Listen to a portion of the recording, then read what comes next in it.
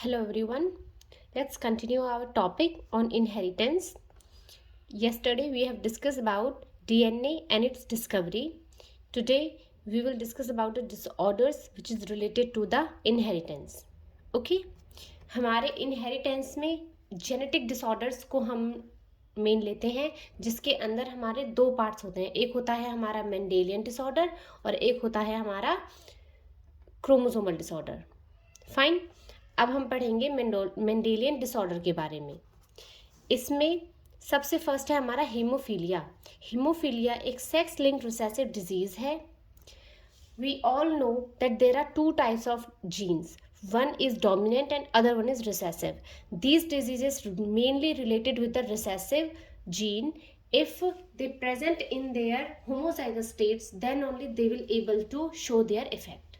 Fine. This is the meaning. This is what recessive means here.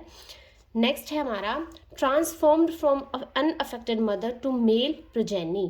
Unaffected means the chances of its affected female is very less. But the male progeny is highly affected by this disease if his mother is carrier of this disease. Fine. क्योंकि mails में mother से सिर्फ एक chromosome आता है. अगर वो affected है तो जो हमारा मेल होगा वो भी इससे अफेक्टेड होगा.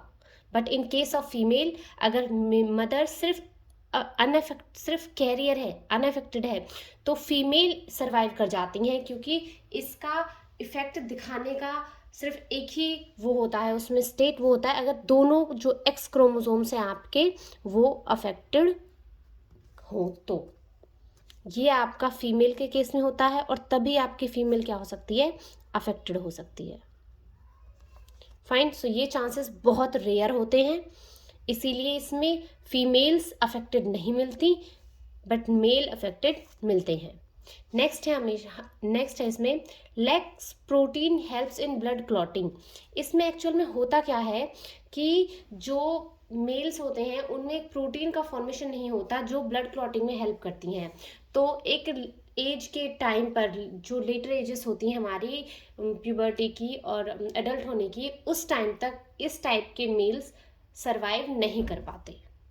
फाइन. नेक्स्ट डिजीज़ है हमारी मेंडेलियन डिसऑर्डर ही है ये भी, और इसके बारे में मैं आपको एक्सप्लेन इसलिए कर रही हूँ क्योंकि मोस्ट ऑफ द टाइम हम कंफ्यूज हो जाते हैं कि what happens in this disease. That is why I give this explanation about these diseases. Cystic fibrosis.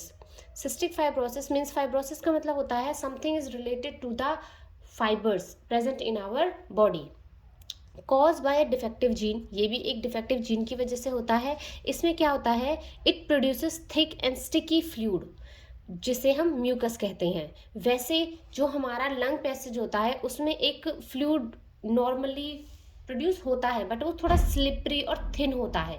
पर अगर हमें सिस्टिक फाइब्रोसिस डिजीज है तो उसमें ये स्टिकी और थिक फ्लूइड बनाता है जिससे कि जो लंग्स है उसका पैसेज है वो ब्लॉक हो जाता है और जो लंग्स हैं उनके डिस्ट्रक्ट होने की कंडीशंस बढ़ जाती हैं.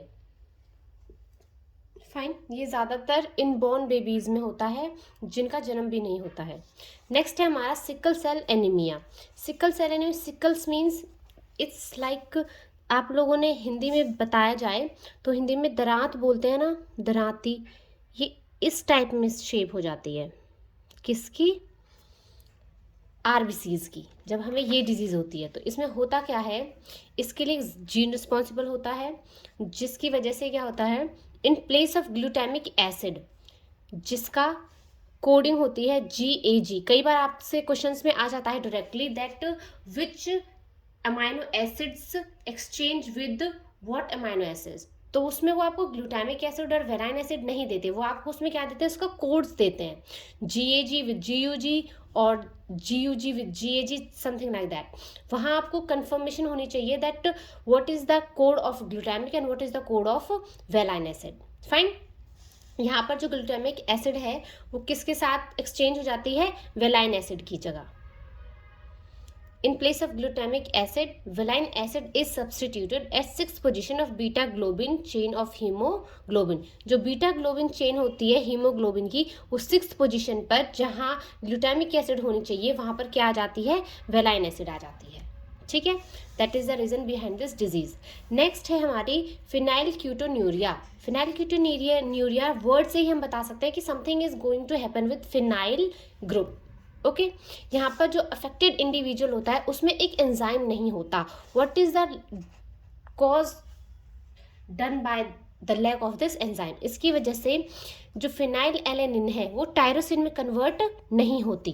जब ये टायरोसिन में कन्वर्ट नहीं होती है तो इसकी वजह से जो फिनाइल एलेनिन है वो एक्यूमुलेट होने लगती है हमारी बॉडी में. एक्यूमुलेट होने की वजह से वो फिनाइल पायरुविक एसिड में कन्वर्ट हो जाती है, और इसकी वजह से जो हमारा ब्रेन है, जो बच्चे होते हैं छोटे छोटे, उनका क्या होता है, ब्रेन वर्क करना बंद कर देता है.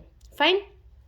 इसमें और भी डिजीजेस हैं, थैलेसीमिया एंड कलर ब्लाइंडनेस. उसके बारे में हम अपनी नेक्स्ट वीडियो में पढ़ेंगे.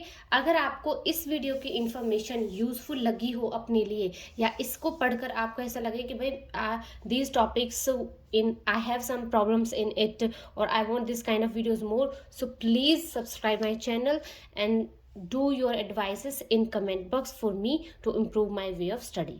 Okay, thank you so much.